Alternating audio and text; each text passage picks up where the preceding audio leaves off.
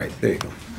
I'm going to diminish the claim that preschool has a positive effect through its negative effects on health, behavior, and social life, and its temporary effects.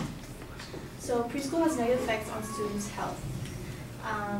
Kids are more susceptible to bacterial and viral illnesses. So ABC News reported a case of meningitis in Pennsylvania that basically put a whole class at risk because the teacher and the class had to take preventative medication so that they wouldn't be affected by the disease. And there's also viral colds, the colds like common colds that kids could pass between one another. There's higher stress in preschool. The class environment with the excess noise, crowding, other kids. There was actually a study done by the National Institute of Child Health and Human Development that kind of compared kids in preschools cortisol levels, which is a stress hormone, to normal people's cortisol levels, and it starts off higher in the day and then it goes down throughout the day. But for kids in preschool, it kind of goes up, so the stress increases through the day. And some people might argue that they have to go through this and it's part of everyday life, but this type of stress early in development can be dangerous to the brain, the development of the brain. It could cause memory problems, according to Robert M. Sapolsky at Stanford University. It disconnects neural networks and prevents the birth of new neurons.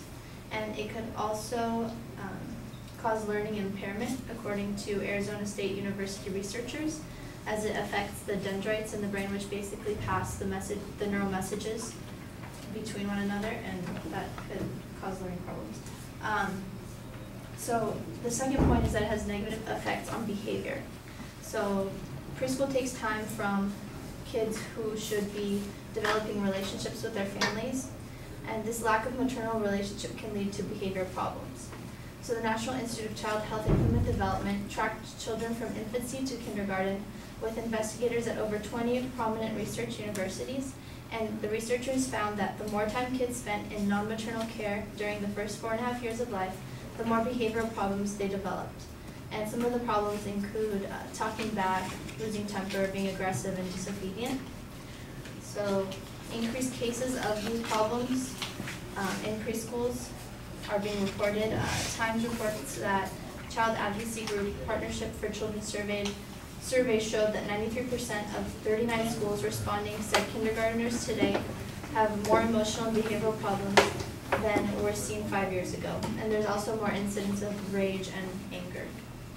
So my third point is that preschool has negative effects on social interaction. So the lack of social skills. Berkeley did a study on 14,000 U.S. preschool kids, ages 3 to 5, and the middle class students lacked cooperation, sharing, engagement in class after being in preschool for 6 hours compared to those who were staying at home. And UC Berkeley sociologist Bruce Fuller claims that suppression of social and emotional problems are prominent in well families. There's also bad attachments. Harvard longitudinal study showed that the longer the kids were put in preschool, the worse their future psychological attachments were, like the attachments with friends and family. Another negative social interaction is bullying, which could lead to anxiety and depression. So according to NAEYC and several psychology professors, a study on 4-year-olds shows that 25% are bullies and 22 are victims, and 2% are both. So this shows that around half of kids take part in or experience bullying. There's actually evidence to suggest that more bullying occurs at younger ages, as kids, older kids experience about half of that. So not only are the older age children experiencing less bullying, but they're also more capable of dealing with the stress. So there's also a really high correlation between anxiety and depression. The correlation is 0.6996, which shows that for cases of bullying, 70% of the time they're also met with anxiety. So fourth point is that it's a temporary benefit. in preschools, as kids are sent to preschool hoping to get a head start in their academic careers, and they kind of get temporary benefits. So there was a study done in Oklahoma, Georgia, and Tennessee that says that there was improved performance in subjects before first grade, but after first grade it was kind of just all the same. So in the long run, developing healthy relations with kids outside of preschool in a safe environment, free from potential health and behavioral and social problems, diminishes the claim that preschool has positive effects.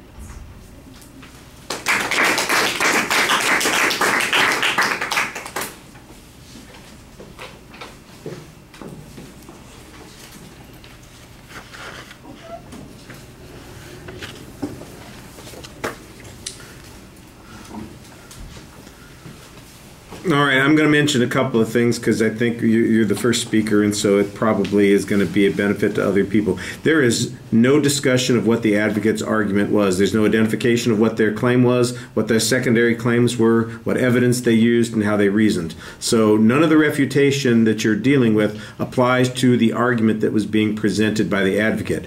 Basically, what you have is a counterclaim. I assume it's a counterclaim to a issue that suggests that preschool education is beneficial in some way.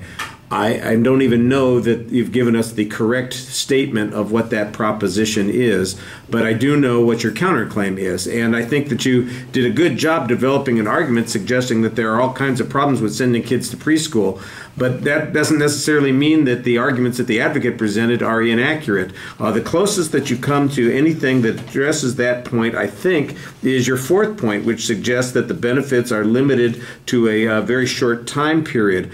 I don't remember what the advocate's arguments and evidence were. You don't talk about it, but I know that they're,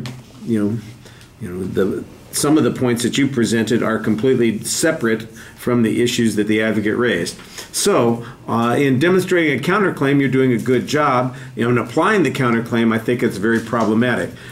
Since you never make reference to the advocate's secondary claims or their evidence, there's not really much analysis of their evidence or the way that they've reasoned. You've presented good evidence on your arguments, so I think that that's fine, but I think the problem here is that we don't know what the clash is going to be on these particular points. Your argument was relatively easy to follow, but it's not being applied to the argument that the advocate presented except in the most general way, so I think that's a little bit problematic.